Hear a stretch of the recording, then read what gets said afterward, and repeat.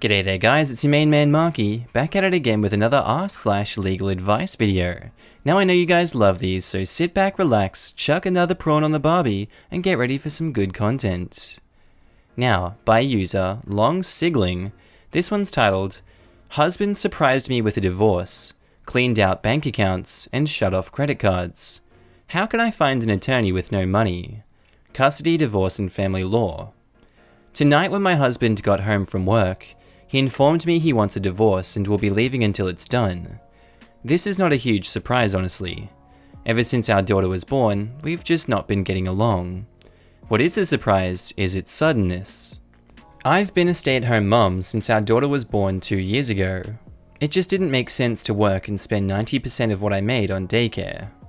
So in talking to him before he was finished packing, he told me, "Good luck with the mortgage and bills. I've taken my money out of our bank account and I've turned off your card on my credit." I should say I was shocked, but I really am not. He's very mean when he's angry and has never seemed to connect with his daughter. He wanted a boy, and from the day we got word we were having a daughter, he's been distant. I obviously need an attorney. I logged into our bank account and sure enough it's at $5. What resources can I begin looking into to get an attorney for free, to help at least make him pay the bills and food until I can find childcare and a job? Is there anything I can do myself with the courts that is semi-quick, to at least have him pay for the necessities since he cleaned out our joint account, or at least money for an attorney? I understand it's all his money, but we are married with a child. I don't see how he can just leave us with nothing all of a sudden.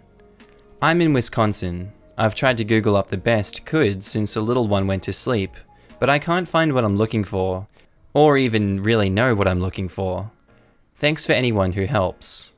So Illuminator 007 says, contact your local or state bar association. You're not the first person to have this sort of thing happen, and they will have resources to help you get legal representation, and also help with your other financial matters, I guess. Also, if you have bills coming due, would be worth talking to creditors to let them know what's going on. If your husband is on the bills too, his credit will also take a hit from not paying. Within that framework, it would be in his best interests to not leave you high and dry. Thanks. Someone else suggested, and I found their website. Most of the bills are in my name, and he's on some like the mortgage. The Mighty Mogul says, see if your state has legal aid. I work in an office that handles family law, and your ex just screwed himself over so hard. Judges look very harshly on this kind of behavior, especially when children are involved. And now, update, surprise divorce, husband cleared bank accounts. I wasn't able to get much done over the weekend, except sell the wedding ring for some food and diaper money. Today, however, was really busy. I spoke to a few people I was able to get in contact with through legal aid.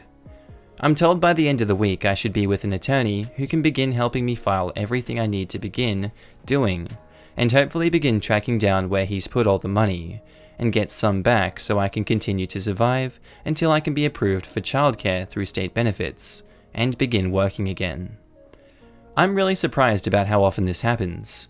There are entire places dedicated to helping men and women who have their wives and husbands do this to them.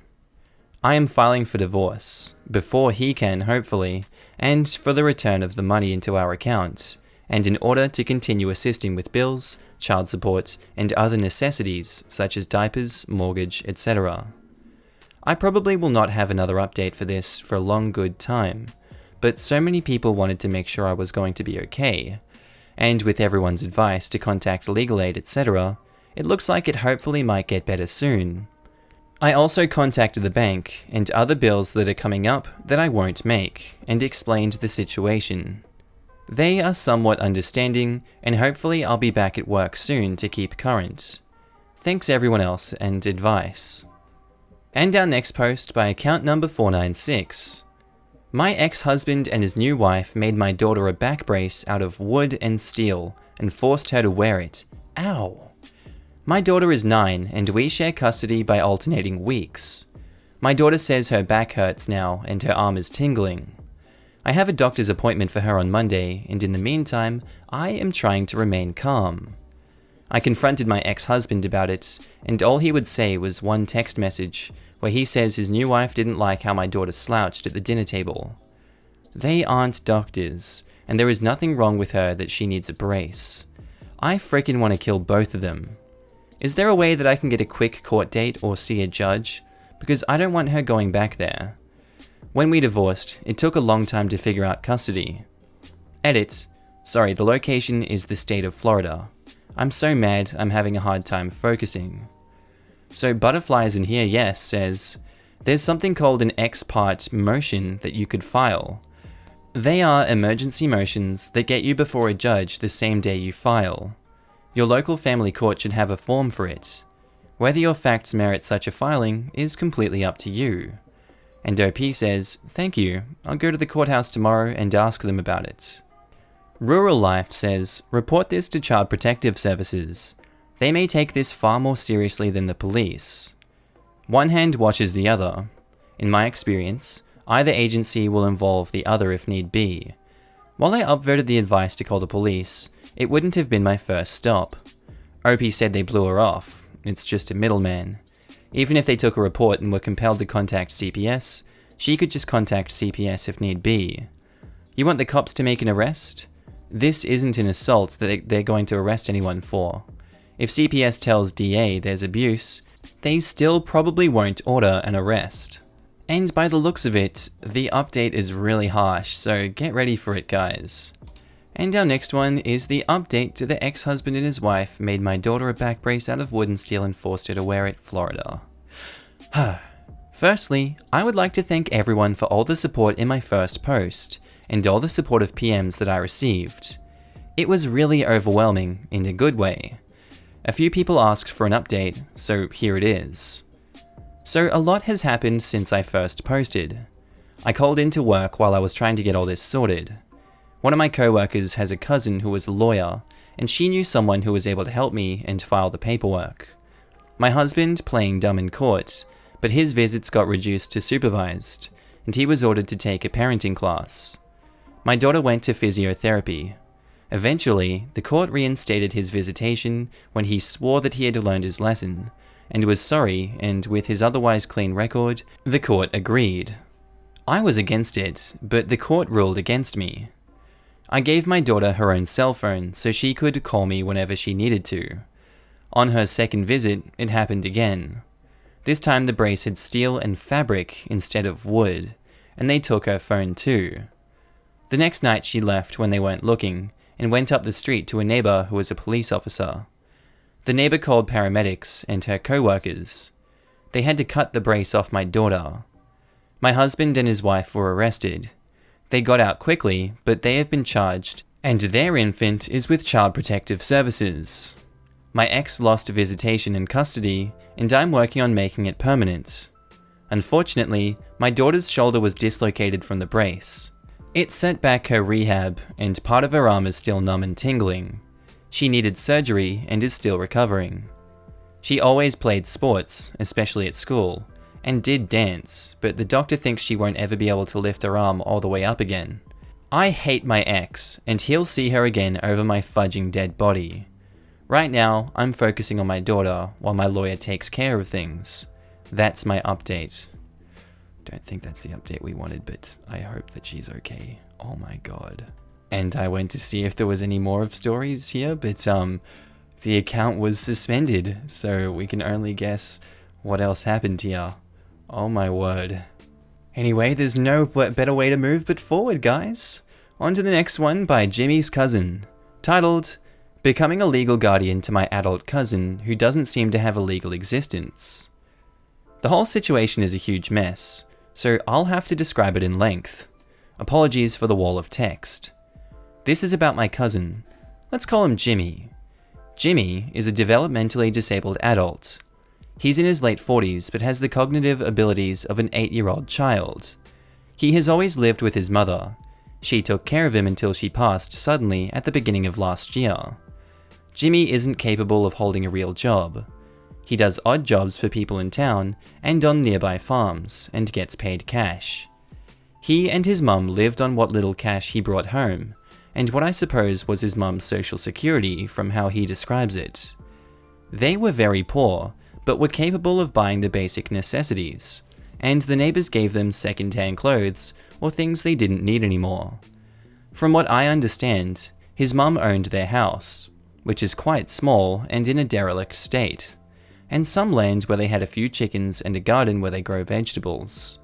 They are simple people from a rural area who live on very little. Jimmy is partially capable of living on his own. That is, he can do some basic cooking, do the laundry, the house cleaning, and the groceries if it's a store that he knows. He also takes care of the chicken and the garden, but he can't drive, can barely read, and is not really capable of functioning in an environment that he doesn't know. He can't take care of anything like paying the bills, filing taxes. He doesn't have a bank account or anything like that. He's also shy and afraid of strangers. He keeps his cash in a box and knows not to spend more than he has, but doesn't really have a fine grasp on how money works. I should add that he's the kindest person I know and a hard-working man who never complains about anything. After his mother's passing, Jimmy stayed alone in their home, with no one to take care of him. He has lived there since then, about a year ago. I was out of state for years and only just came back and decided to go see how he was doing. I was shocked to see, although he has organized his life the best he could, he lives in absolute poverty. There's no working air conditioner in his home, and no heating to speak of. He hasn't paid the bills, probably doesn't know how to, so he has no electricity and no phone. Thankfully, he has a well that he can pump water from. He keeps himself clean, but with no hot water. It's like he was living in the 19th century. He survives on what little he makes doing odd jobs, buys some groceries and eats the vegetables he grows and eggs from his chicken, but it's not enough to feed him properly, especially in the winter. It seems that he's been left to live alone after his mum died, and has not reached out for help, and no one has given him a hand either. I was very surprised that he wasn't visited by Adult Protective Services or anything like that after his mum's passing. He clearly needs help, and he is not capable of asking for it. He needs a guardian, but doesn't have one. His mother was his actual guardian, but that was never made official. He always lived with her, and it looks like she never took any disposition about what would become of him after she died. She was a loving mother, but she wasn't very socially adapted herself. I and my siblings are the last family that he has. I'd like to become his guardian because I think he needs help, but I know that he needs to go on living like he used to, because removing him from his house would kill him. I don't think there's any way Adult Protective Services will let him live in his house, but that's what he needs. With help from a guardian, of course. His whole life revolves around his garden, his animals, fishing, and taking long walks into the woods. He's capable of organizing his life in the conditions that he's used to. However, he completely shuts down when he's with strangers in places he doesn't know. I've witnessed that. Putting him in a home somewhere would be terrible for him. I inherited a house in a nearby town and I'm planning to settle there, so I could check on him. He seems to be okay with that. I've reached out to his mum's church pastor, and he thinks he could have church members organize a watch to go see him regularly and help him. I thought I would help him get help from services and help him file for SSDI, because he's physically fit to work but can't realistically hold a job and he is disabled. But as I did so, I wasn't able to find an ID, a birth certificate, a social security number, or anything. I searched the whole house thoroughly but couldn't find anything. He doesn't have a driving license or any kind of ID. He's never filed taxes or anything official like that. He has no idea what a birth certificate even is. I'm starting to suspect Jimmy's mother never bothered to even register his birth. That wouldn't be so surprising coming from her. So I have a lot of questions. 1. How can I legally become my cousin's guardian? 2. How do I proceed to find if he has a birth certificate somewhere and a legal existence? 3. If he doesn't, how can he be registered? 4. What services can a disabled adult in his situation receive? And 5. Jimmy's mum owned their house, so I suppose he automatically inherited it as her next of kin. However, I couldn't find a copy of a deed in the house. Where could I get that? And how do I make sure that Jimmy is, or becomes the rightful owner of his house and can stay in it? It would be a nightmare for him if he had to leave his land. Edit, we're in Oklahoma. And what would you know, the answers are always in the comments. You need a family attorney that specializes in guardianship cases to handle this. Your wall of text isn't even close to enough information to give you a super accurate picture, and the only way for you to navigate this with as little damage as possible to Jimmy is by attorney. 1. You can legally become your cousin's guardian by petitioning the court for guardianship. You will have to take a class on what that means, and potentially do some extensive paperwork. Sadly, there will be no way to accomplish this easily, as Jimmy will have to be evaluated for guardianship, because he will likely never formally be assigned a guardian by the state. This means going to mental health professionals, visits from adult protective services. Many people will enter his life if only to briefly evaluate if he is safe, competent, etc. Without a lawyer and no guardian, the state will have to immediately take him out of the situation he's currently in if they determine he is mentally unable to care for himself, which is likely given your description of his living conditions without power. With a lawyer, you may still have this problem, but the lawyer could potentially mitigate the issues. 2. If you have his birthday, you can find out this information. It would also be helpful to have his mother's death certificate, as it provides information that would be helpful in researching date of birth, full name, etc. This will cost at most a few $100s, but with a manual record search in the country birth registry, that would be likely less. 3. You would petition the court to do this with the county birth registry. There is a process for doing this that would be easier with a court order. 4. There are many services that he would be entitled to as a disabled adult. Too many to list, and they all have complicated hoops to jump through to qualify. 5. Start with the proper appraiser's office to get the information the county has on the property. This will allow you to do a title/deed search with county records. As a guardian, you could put the house into probate as the agent of the sole heir and get it transferred to him. All of this is to say that while Jimmy may enjoy living in his own little world, you would need to seriously understand that societally, this is viewed very negatively. During his evaluation, a caseworker may decide that Jimmy cannot live on his own, and a judge is almost always going to then follow that determination. You're doing the right thing trying to step up. Just be prepared for how different the landscape may look at the end of the journey. And OP says, "Thank you for your detailed answer. Much appreciated. Yes, I'm aware that things may not go the way that I imagine.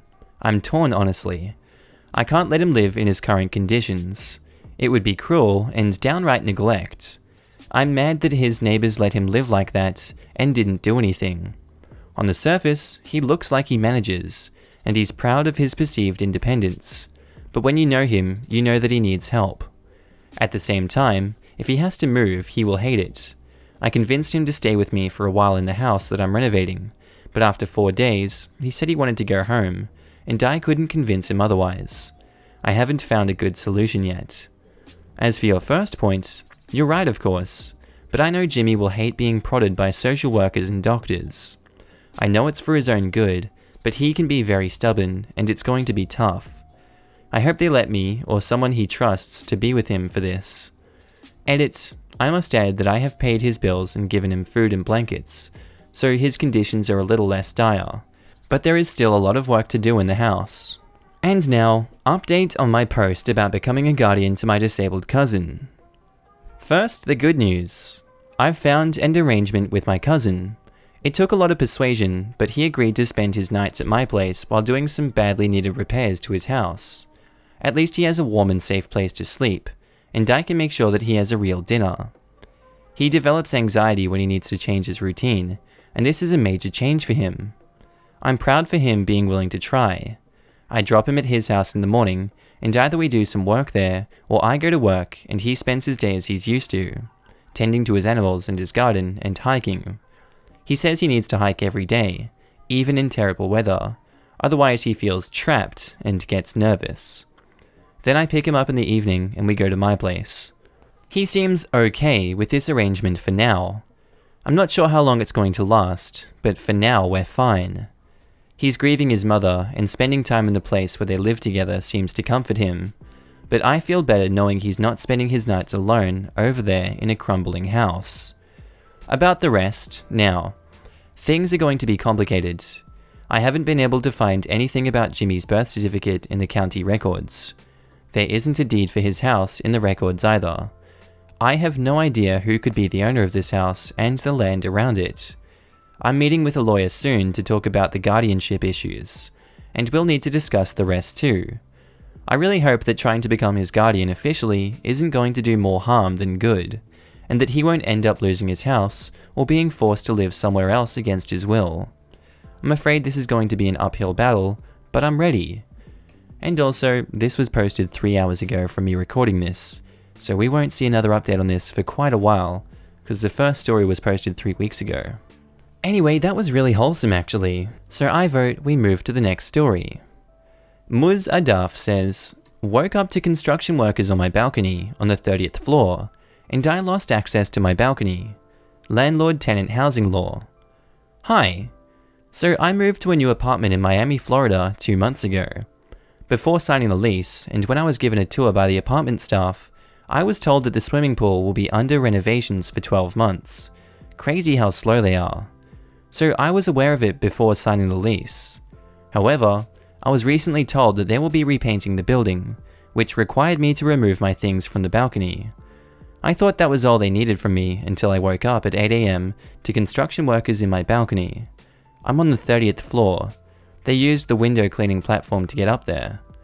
The construction workers locked my balcony from the outside, and every day for a month at 8:30 AM, I see them in my balcony when I'm sleeping. My question: since I was never told of the construction before signing the lease, can I ask for a reduction in rent since the balcony was a deal breaker when apartment hunting? Is this a viable reason to break the lease and get my deposits and last month of rent back? And our man, MonkeyMan80 says, laws don't deal with reductions in rent. They deal with, is it habitable or not? You can ask and negotiate, but you have no legal right to a reduction. Got it. Since the balcony construction can go on for as long as 12 months, is this something that I can break my lease with and get my deposits refunded? I wasn't told of this construction until after I moved in, way after I moved in. And now on to the updates. Hi everyone. I posted previously about how I wasn't told by my landlord of a 1-year-long exterior renovation project before I signed my lease, which resulted in my balcony being locked from the outside with a piece of wood.